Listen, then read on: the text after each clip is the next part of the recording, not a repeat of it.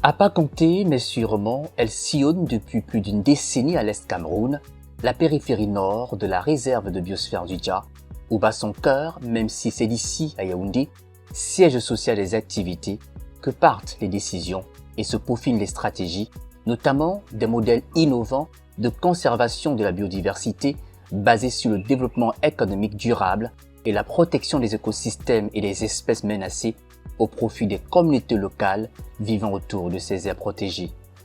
Tropical Forest and Rural Development est une association camerounaise de conservation et de développement.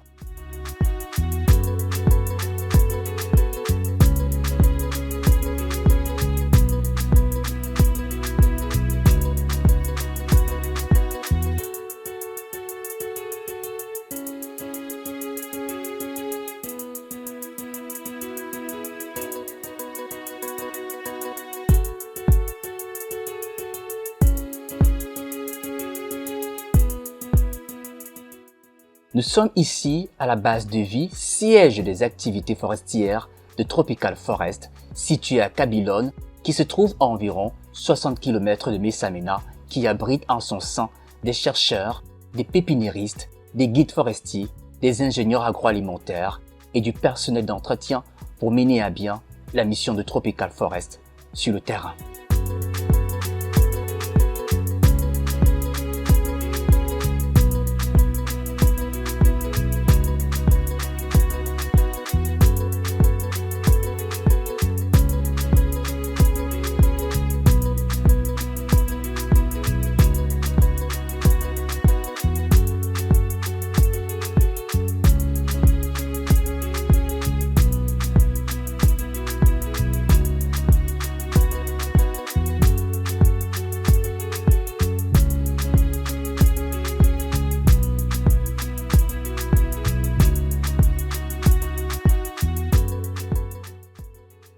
Tout ceci, en effet, est le fruit de la riche expérience de son président fondateur, Manfred Aimé Banda, avec qui nous ferons le tour de toutes les activités de Tropical Forest autour de la périphérie nord de la réserve de biosphère du Dja et du parc national de Campoman.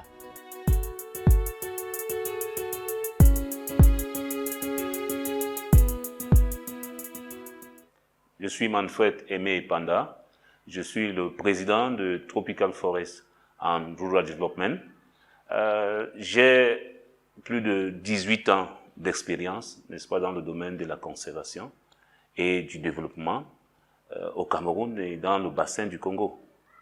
C'est ainsi qu'en 2006, n'est-ce pas, j'ai obtenu de la reine d'Angleterre, n'est-ce pas, la Whitley Award. C'est un award, n'est-ce pas, qui récompense, n'est-ce pas, ceux qui font un apport particulier, n'est-ce pas, dans les questions de conservation et de développement avec les communautés. Mon parcours professionnel, n'est-ce pas, a continué, tour à tour, n'est-ce pas, à la coopération technique belge, où j'ai dirigé un projet, n'est-ce pas, qui visait l'implication des populations pygmées dans la gestion des forêts. Ensuite, je suis allé au PASECO. PASECO, c'est un projet régional, n'est-ce pas, pour l'Afrique centrale, où nous travaillons dans 6 paysages en Afrique centrale. Et cela m'a permis d'avoir une expérience sous-régionale de la gestion de la conservation et du développement. Je suis allé ensuite, n'est-ce pas, au PNUD, n'est-ce pas, où j'ai été conseiller technique principal en charge de tout ce qui est résilience, n'est-ce pas, au Cameroun, dans le bureau du Cameroun. Et là, j'ai appris à gérer les catastrophes, j'ai appris à faire le lien, n'est-ce pas, entre le développement durable, n'est-ce pas, et les questions de catastrophes, notamment les questions d'inondation qu'on observe dans le nord et puis la grande sécheresse. Ensuite, j'ai continué, n'est-ce pas, comme directeur pays, n'est-ce pas, à AWF, où j'ai eu la responsabilité, n'est-ce pas, d'ouvrir le bureau Cameroun et de diriger, n'est-ce pas, toutes les opérations, n'est-ce pas, qui vont avec, n'est-ce pas, pendant 5 ans. Je suis ingénieur, n'est-ce pas, des eaux et forêts, et également, n'est-ce pas, spécialiste en relations internationales, diplômé de l'IRIC. Et cette double casquette, n'est-ce pas, m'aide à comprendre plus que par le passé, n'est-ce pas, la gestion des forêts, des projets internationaux, le développement durable et, n'est-ce pas, tout ce qui rentre dans la stratégie, n'est-ce pas, de développement et de conservation des ressources naturelles, que ce soit au niveau, n'est-ce pas, du Cameroun ou dans la sous-région. L'expérience que j'ai accumulée pendant toutes ces années, n'est-ce pas, m'ont conduit à réfléchir, n'est-ce pas, sur une organisation qui accompagnerait les communautés, n'est-ce pas, parce que les communautés restent comme au centre des préoccupations de développement et de conservation au Cameroun et en Afrique centrale.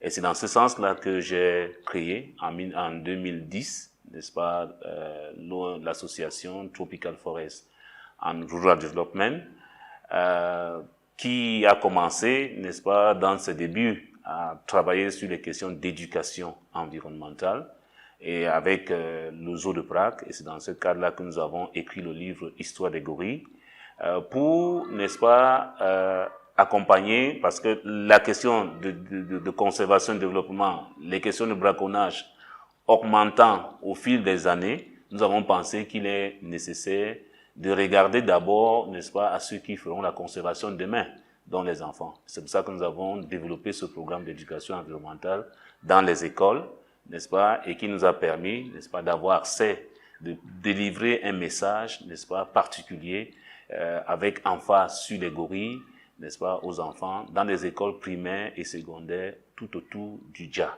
Et c'est dans ce cadre-là que, depuis 2010, nous avons organisé des voyages, n'est-ce pas, dans le cadre d'éducation environnementale des enfants, de plus de 1500 enfants, n'est-ce pas, qui sont venus à Yaoundé pour suivre un programme d'éducation environnementale.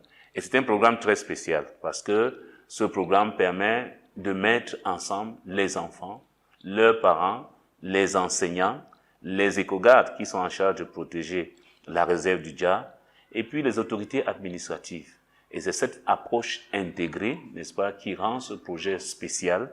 Et aujourd'hui, nous savons que nous avons une génération, n'est-ce pas, de jeunes gens qui comprennent les enjeux, n'est-ce pas, de la conservation et qui comprennent la nécessité de protéger, n'est-ce pas, pour les générations futures. Après 2010, ce travail a été fait, n'est-ce pas, jusqu'en 2013. Et c'est un travail qui se poursuit encore jusqu'à maintenant avec l'éducation environnementale. Mais une autre date significative, n'est-ce pas, pour Tropical Forest en Rural Development, c'est 2013, n'est-ce pas, où nous avons commencé avec les communautés, les producteurs de cacao de la réserve, à la périphérie de la réserve de biosphère du Dja, à mettre en place les agroforêts enrichis, les agroforêts à base de cacao, enrichis aux bananiers plantains et aux arbres locaux, sur des vieilles jachères, parce qu'il y en a beaucoup là-bas, c'est leur mode de culture.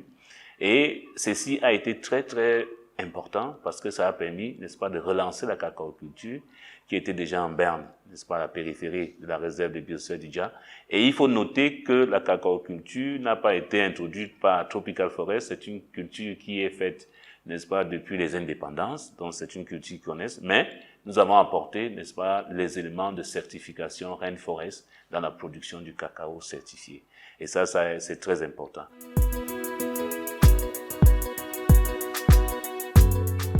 Vous l'avez donc suivi, l'histoire de Tropical Forest and Rural Development commence en 2010 avec, dans un premier temps, un travail effectué sur les questions d'éducation environnementale dans les écoles, en partenariat avec le zoo de Prague et la participation des parents et des enseignants pour améliorer la perception des enfants face aux problèmes de braconnage et de conservation de la biodiversité.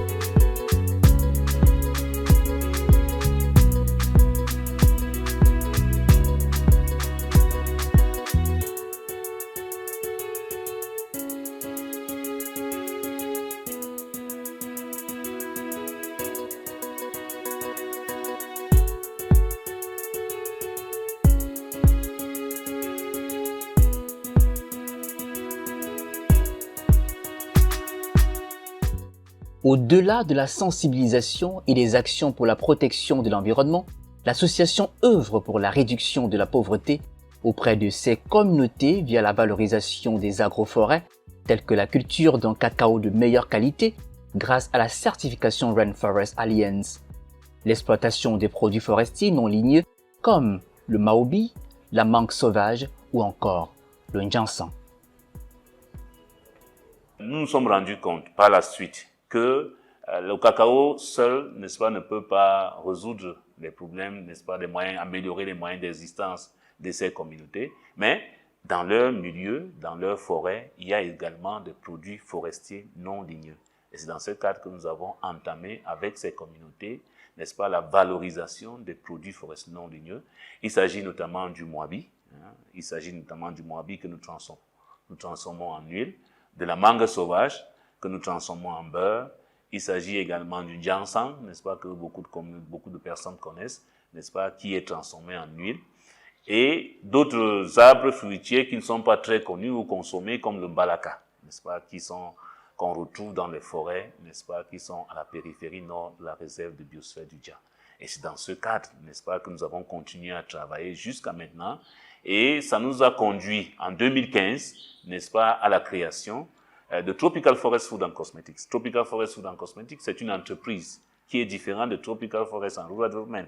Mais il était question de passer, n'est-ce pas, le gap qui a toujours plombé le développement de l'entrepreneuriat au Cameroun, parce que les associations comme Tropical Forest and Rural Development ne peuvent pas faire du business. Donc il s'agissait de créer une entité business qui devait s'occuper, n'est-ce pas, de la valorisation de ces produits, de la promotion de ces produits et même de la transformation de ces produits, de manière à ce que la valeur ajoutée qui provient de la transformation de ces produits peut améliorer les conditions de vie des communautés qui vivent à la périphérie de la réserve de biosphère du Dja. Et ceci a une conséquence, n'est-ce pas, sur le braconnage. Nous avons d'ailleurs publié, n'est-ce pas, fait une publication scientifique, n'est-ce pas, qui indique le lien qu'il y a entre l'amélioration de la perception des communautés et le braconnage et les moyens d'existence, n'est-ce pas, l'apport des moyens d'existence, n'est-ce pas, au niveau des communautés. Nous avons, n'est-ce pas, encore regardé au niveau, n'est-ce pas, de la transformation de tous ces produits-là.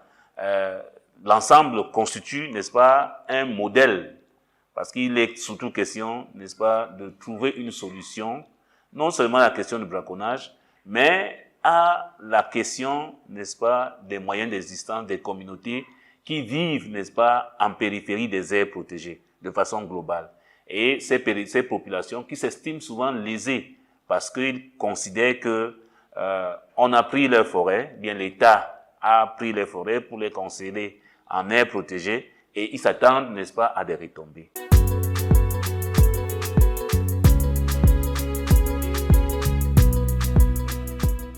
Confrontés au sentiment d'injustice que ressentent ces communautés qui ont vu une partie de leur forêt devenir des aires protégées sans aucune contrepartie, Tropical Forest and Rural Development décide de créer Tropical Forest Food and Cosmetics pour s'occuper de la valorisation du cacao et des produits forestiers non ligneux, de leur transformation et leur promotion afin d'augmenter la bourse économique de ces communautés de petits producteurs et ainsi réduire le gap de ces injustices.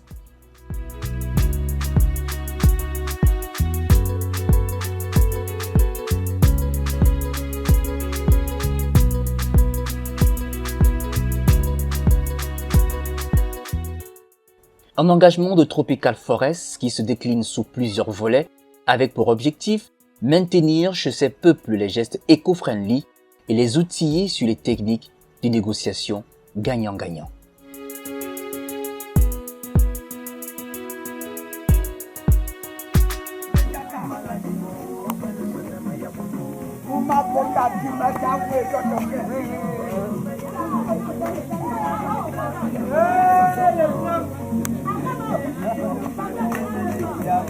Le blanc.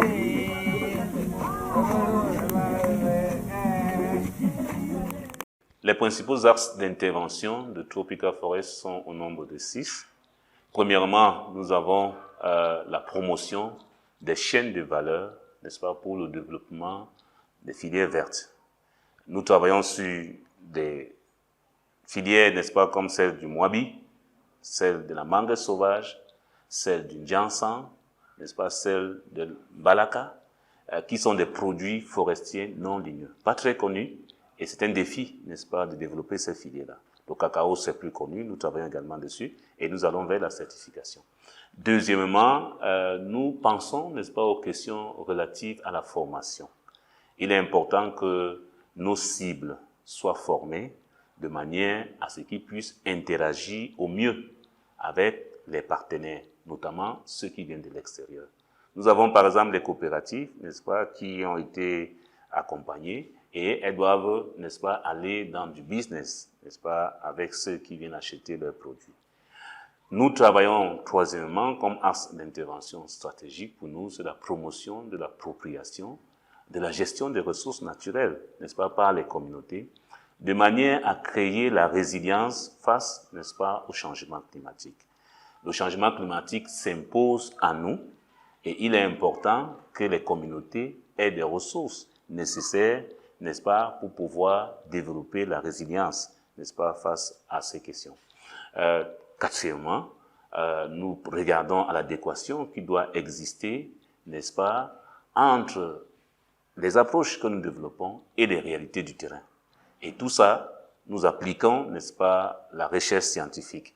Et nous avons, n'est-ce pas, en accompagnement, n'est-ce pas, des activités que nous développons, notre centre de recherche, n'est-ce pas, pour la conservation et le développement. Les décisions que nous prenons doivent être supportées ou orientées par la recherche scientifique. Cinquièmement, nous développons des partenariats avec le secteur privé. Dans les zones qui sont en périphérie de la réserve de biosphère du Dja, par exemple, et même dans l'autre site où nous travaillons, qui est le parc national de Campoman, ces aires protégées sont entourées, n'est-ce pas, d'exploitations forestières ou d'exploitations agro-industrielles et qui, n'est-ce pas, occupent plus de 65% de l'espace. Et c'est important si nous voulons penser à la gestion des ressources naturelles, n'est-ce pas, dans ces espaces, de prendre en compte ce secteur privé. Et pour nous, n'est-ce pas, ça devient de plus en plus une priorité parce qu'il faut faciliter l'accès à la ressource aux communautés riveraines. Et nous travaillons aussi avec le secteur public, n'est-ce pas, qui sont notre tutelle. Je pense au ministère des Forêts, en charge des forêts et de la faune. Je pense, n'est-ce pas, au ministère de la Planification. N'est-ce pas, je pense au ministère du Commerce, avec lequel nous échangeons sur la valorisation et le commerce, n'est-ce pas, de tous ces produits forestiers non ligneux. Sixièmement, n'est-ce pas, il y a des questions de communication. Il faut faire savoir, n'est-ce pas, toutes ces choses qui se développent. Je parlais tout à l'heure que les produits forestiers non ligneux, il n'y a pas beaucoup de connaissances là-dessus, notamment la valorisation de ces produits. Et le Cameroun, n'est-ce pas, est engagé, n'est-ce pas, à travers le gouvernement dans la voie, n'est-ce pas, de faire connaître davantage ces produits qui peuvent constituer des destinations, n'est-ce pas, Cameroun, pour des investisseurs.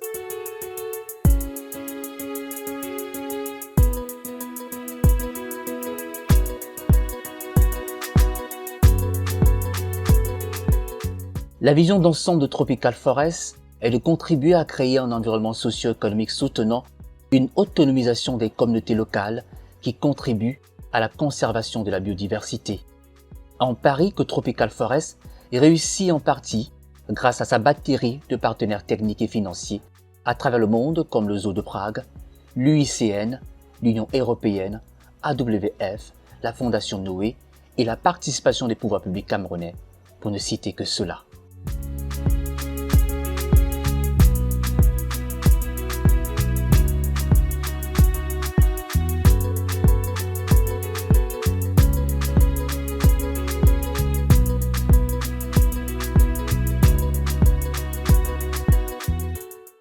Le travail qui a été effectué dans le cadre de Tropical Forest en Rural Development depuis 2010 a été rendu possible, n'est-ce pas, grâce à l'appui, n'est-ce pas, financier et technique de plusieurs partenaires.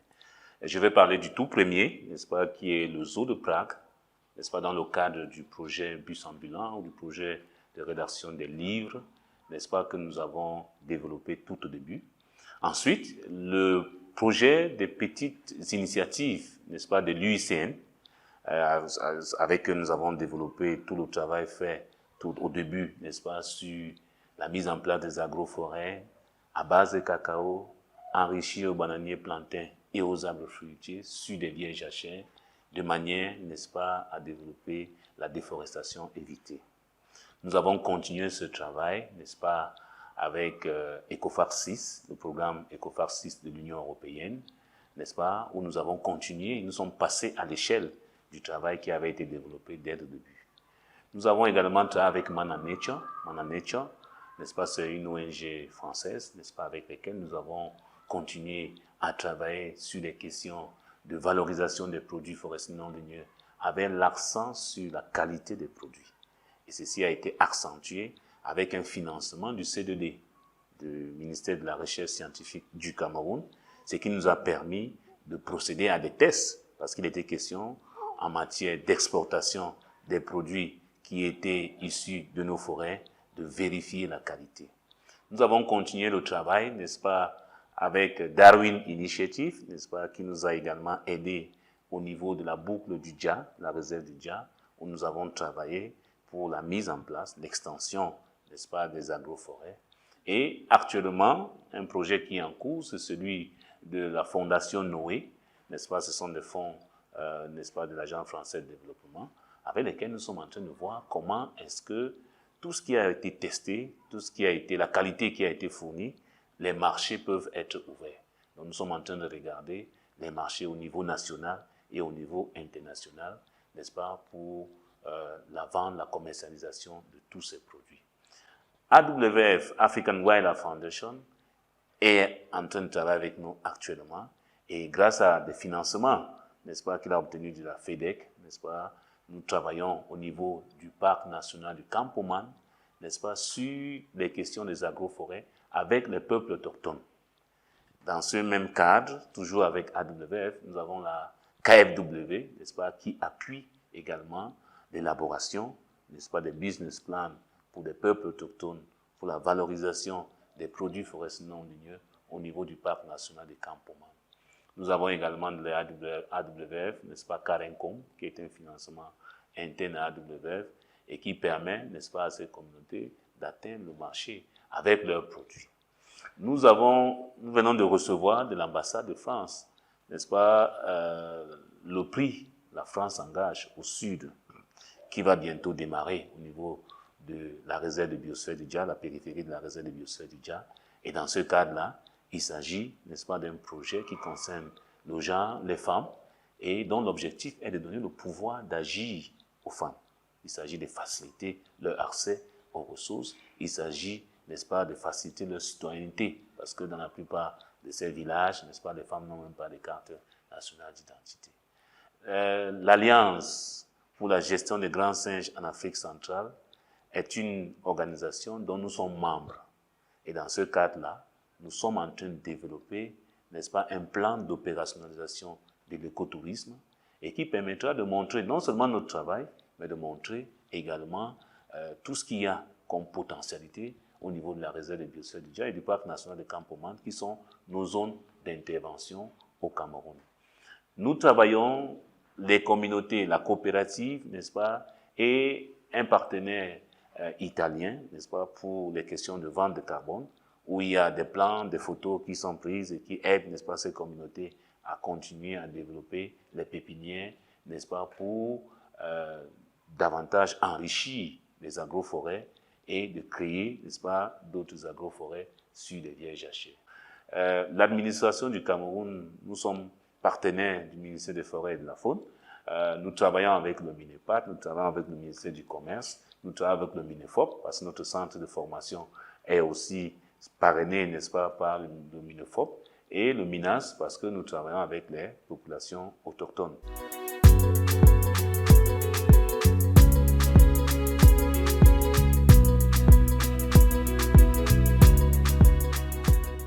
La particularité de l'approche mise en place par Tropical Forest est qu'elle est progressive et qu'elle intègre les aspects de la perception des communautés locales et la formation des entrepreneurs ruraux en périphérie de ces aires protégées. Elle permet de mettre l'économie locale au service de la conservation de la biodiversité.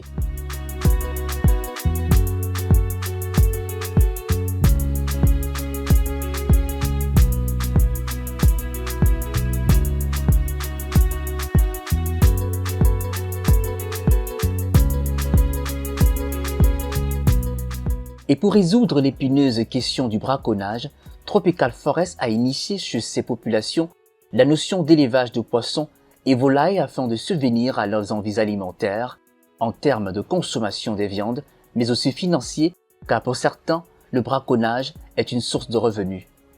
Une nouvelle approche basée sur la perception qui porte d'ailleurs ses fruits.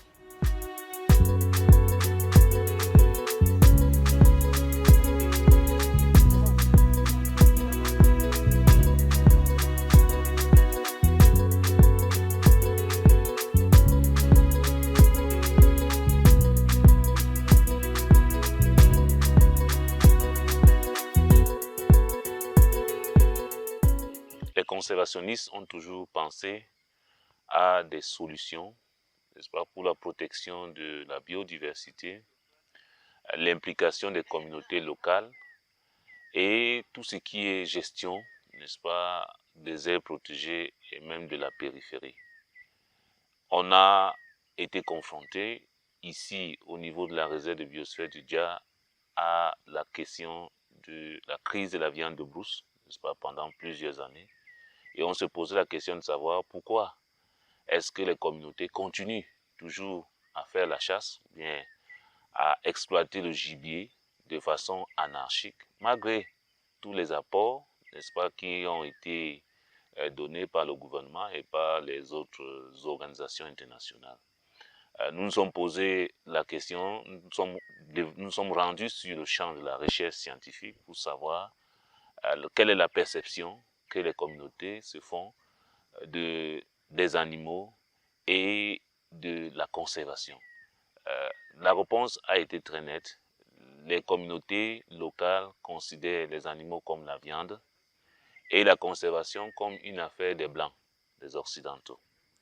Et c'est à partir, n'est-ce pas, de ces réponses que nous avons développé un certain nombre de programmes afin d'apporter des solutions aux questions qui se posaient. Nous avons pensé aux enfants, qui sont une nouvelle génération, et nous avons développé un programme d'éducation environnementale. Ce programme repose sur le changement de la perception que les enfants ont des animaux et de la conservation. C'est un espoir pour la conservation du futur. C'est ainsi que nous avons commencé avec les enfants à travailler sur ce qu'ils considèrent comme les animaux en les amenant aux zoos où ils pouvaient observer des animaux qui étaient en captivité, des animaux qui avaient été attrapés par les braconniers et ce faisant, une fois de retour, ils pouvaient avoir une autre perception des animaux de la conservation. Nous avons travaillé également avec les adultes sur la mise en place des agroforêts, les agroforêts à base de cacao enrichis aux bananiers, plantains, aux arbres fruitiers. Avec les femmes, nous avons développé la valorisation des produits forestiers non ligneux. Et tout ceci repose sur un réseau de personnes ressources. Les personnes ressources, c'est ceux-là qui ont reçu des formations, qui ont mieux compris l'approche que les autres et qui, dans la langue locale, peuvent conduire les autres dans le même processus. Et aujourd'hui, nous avons des personnes ressources très impliquées dans la production du cacao certifié, et qui peuvent former les autres sur les questions, sur les 10 principes de Rainforest, par exemple. Nous avons des femmes entrepreneurs qui ont été conduites dans la production du savon et qui aujourd'hui ont leur propre entreprise de production du savon et qui le font, n'est-ce pas, au bénéfice des communautés dans leur secteur. Il est important de noter que cette approche basée sur la perception nous a également conduit à structurer des groupes de femmes, à structurer environ 20 groupes de femmes, n'est-ce pas, qui aujourd'hui sont capables de pouvoir s'organiser et de pouvoir conduire leur tontine comme elles ont l'habitude et développer une économie locale qui leur permet de pouvoir subvenir aux besoins du ménage. Nous avons également mis en place une coopérative sur la même approche et qui aujourd'hui est capable de pouvoir rechercher des marchés pour vendre son cacao, produire le cacao de qualité, organiser des campagnes agricoles en collaboration avec le ministère de l'Agriculture et l'ONCC. Et aujourd'hui, ils sont progressivement en train d'aller vers la production du cacao biologique. Ça, c'est autant d'aspects, n'est-ce pas, une fois mis ensemble, permettent de donner non seulement à Tropical Forest une légitimité auprès de ces communautés, mais en plus de cela, nous sommes field-based, comme on dit, nous sommes basés sur le terrain et cela rassure les communautés pour le bien de la protection de la biodiversité. Tropical Forest and Rural Development a opté pour une approche qui privilégie la recherche scientifique. Et c'est dans ce cadre-là que le Centre de recherche pour la conservation et le développement a été développé au niveau du village Kabyloun, à la périphérie nord de la réserve de biosphère du Dja, et qui aujourd'hui est opérationnalisé par 3 chercheurs principaux qui sont des doctorants et plusieurs masters, n'est-ce pas, qui ont déjà été obtenus dans ce centre de recherche et avec plusieurs publications. Une des publications qui marque d'une pierre le travail qui est fait ici est le lien qui a été établi entre la perception, la baisse du braconnage et l'amélioration des conditions d'existence des communautés. Il a été clairement établi que lorsque la perception est améliorée, il y a un impact direct, n'est-ce pas, sur la baisse du braconnage. On a également établi que lorsque la perception est améliorée, il y a un impact très positif sur l'utilisation des alternatives qui sont proposées aux communautés pour l'amélioration de leurs conditions d'existence. De la même façon, il a été établi que lorsque la perception n'est pas améliorée et qu'on apporte des alternatives, les communautés, après avoir utilisé les alternatives, retournent au braconnage. Et on a également noté que lorsque la perception n'est pas améliorée, le braconnage continue et les conflits, n'est-ce pas, sont multipliés. Ce travail a été très important pour développer plusieurs approches de collaboration avec les communautés et aussi de considérer l'implication des communautés dans les opérations de lutte contre le braconnage et de la protection de la biodiversité de manière générale.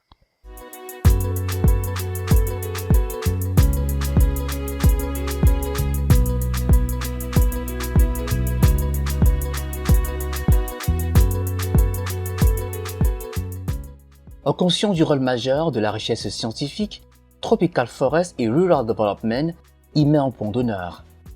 Elle a par ailleurs compris qu'il fallait impliquer les communautés locales dans des équipes pour pouvoir mener à bien ces différentes missions sur le terrain.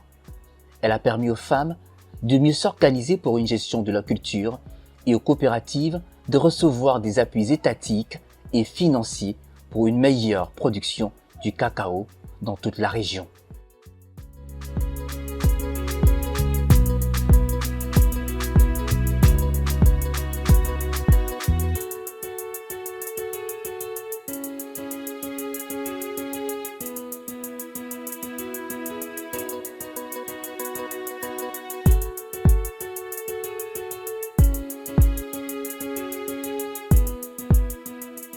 L'éducation reste un élément important lorsqu'on planifie la protection de la biodiversité. Et l'éducation au niveau primaire comme au niveau secondaire, dans le secteur où nous intervenons, est une priorité pour nous. C'est pour ça qu'il a été très important de voir dans quelle mesure l'appui ou l'accompagnement dans les écoles primaires, qui sont pour la plupart du temps abandonnées ou fermées, parce que la zone est très enclavée. Le gouvernement envoie d'habitude un enseignant qui n'est pas toujours là, et l'école reste souvent n'est-ce pas, pendant plusieurs années fermées. Il était crucial pour nous, pour donner un sens à l'utilisation des ressources que nous essayons de promouvoir à travers les femmes dans ce secteur, de les impliquer également dans l'éducation, de manière à ce qu'une partie des ressources qu'elles gagnent, de la valorisation des ressources naturelles, notamment les produits forestiers non ligneux, participent à payer des enseignants, des parents d'élèves, qui peuvent relever les écoles et ainsi permettre aux enfants d'aller à l'école. Nous avons dans la suite développé un centre professionnel, un centre agricole de formation agricole et qui est la suite, n'est-ce pas, pour les écoles des enfants qui partent de l'école primaire. Le constat était que les enfants, une fois qu'ils ont fini au niveau de l'école primaire, nous pouvons aller au secondaire. Les écoles, les collèges étant situés à plus de 60 km de ces localités, se reversaient directement dans les activités de braconnage. Le centre de formation agricole permet de cette façon de recueillir les enfants après l'obtention du certificat d'études primaires et les former pendant 3 années afin qu'ils deviennent des entrepreneurs. Une fois qu'ils sont des entrepreneurs, ils sont reversés, n'est-ce pas, sur des questions de production du cacao durable, de valorisation des produits forestiers non ligneux, de production des cultures vivrières et dans le travail que nous faisons, nous créons des marchés pour permettre que l'écoulement de ces produits soit assuré. C'est un élément important en ce moment de pandémie lorsqu'on parle de sécurité alimentaire et la contribution de ces communautés à la sécurité alimentaire au niveau, n'est-ce pas, des ménages.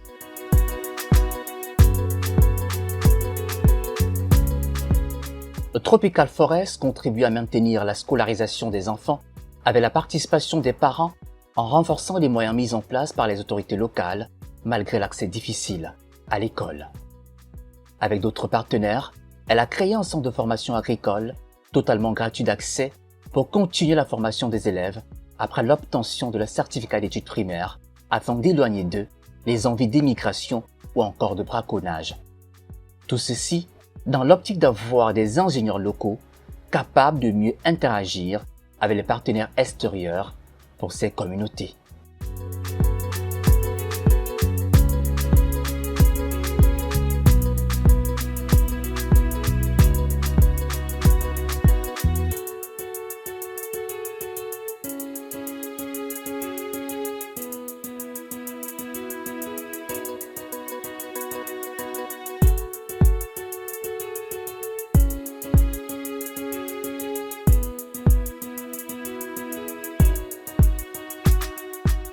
L'écotourisme reste un élément important dans la valorisation des ressources au niveau des aires protégées, bien à la périphérie des aires protégées. L'écotourisme, du moins la réserve de biosphère du Dja, est une réserve qui regorge un certain nombre de ressources importantes, uniques dans le monde entier et qui attire plusieurs touristes et qui aimeraient arriver au niveau de la réserve, découvrir également les populations, n'est-ce pas, qui vivent, notamment les populations autochtones Baka, qui ont une culture séculaire, n'est-ce pas, ancestrale, de la gestion des forêts et qui peuvent apporter, n'est-ce pas, beaucoup dans les questions des solutions, n'est-ce pas, qui sont recherchées actuellement pour la gestion des forêts. Tropical Forest travaille actuellement pour mettre en place un plan d'opérationnalisation de l'écotourisme qui repose surtout sur la valorisation des savoirs locaux et des savoir-faire des communautés qui vivent à la périphérie de la réserve de biosphère du Dja.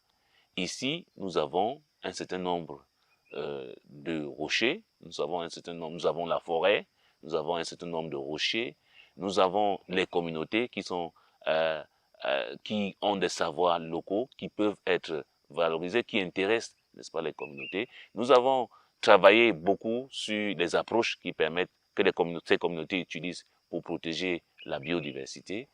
Nous avons valorisé la médecine traditionnels, tels que pratiqués ici par les communautés. Nous sommes à 60 km d'un centre de santé qui n'a pas souvent les médicaments. Ils ont passé, n'est-ce pas, toutes les résistances à vivre de ces ressources-là. Il est important de les partager. C'est aussi des sources, des pistes importantes à explorer en ce moment de pandémie, n'est-ce pas, pour trouver des solutions intégrées, n'est-ce pas, à la santé.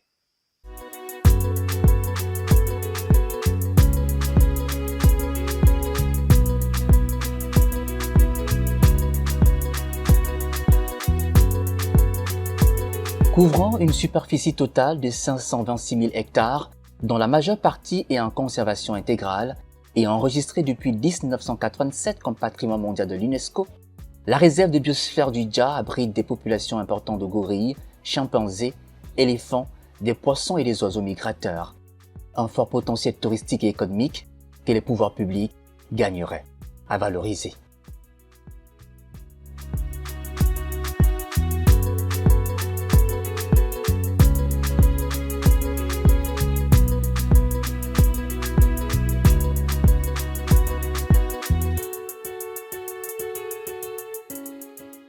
C'est essentiel de regarder de façon intégrée la gestion des ressources naturelles.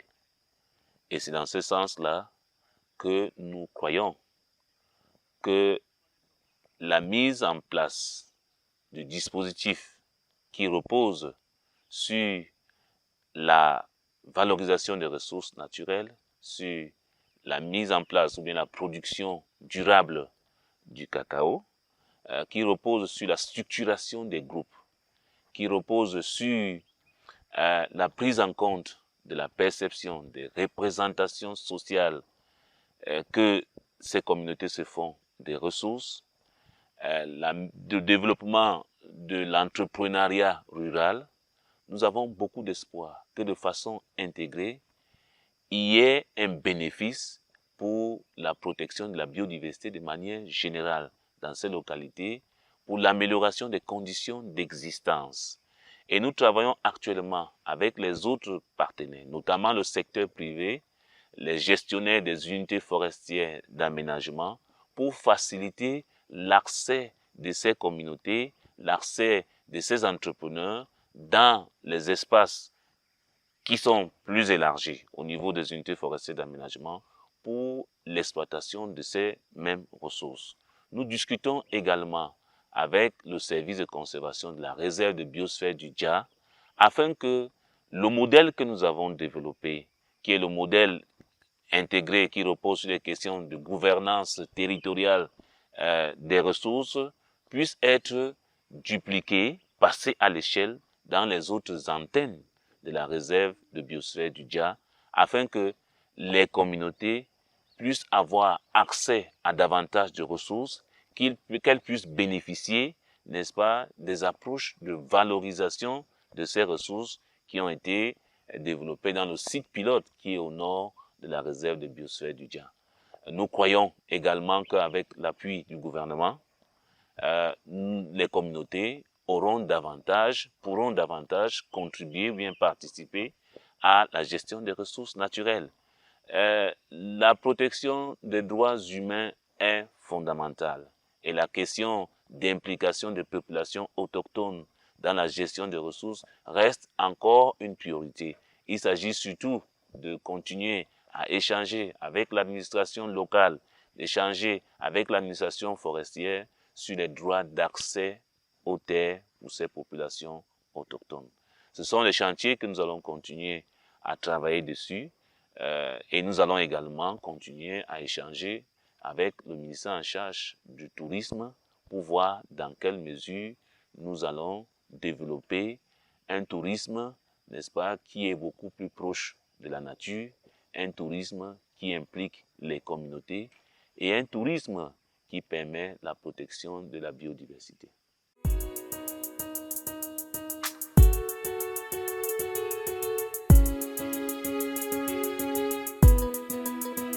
La promotion des chaînes de valeur pour le développement des filières vertes, la formation des groupes cibles et partenaires à l'utilisation concertée des ressources naturelles, l'amélioration de la résilience des communautés locales, face aux effets du changement climatique et aux pandémies, la recherche scientifique pour assurer l'adéquation des interventions avec les réalités du milieu sont autant de missions menées par Tropical Forest depuis près de 10 ans aujourd'hui, avec l'appui financier des organisations internationales grâce aux différents programmes qu'elles mettent sur pied et l'accompagnement des institutions nationales concernées pour continuer à créer un environnement socio-économique soutenant une autonomisation des communautés locales et contribuer à la conservation de la biodiversité.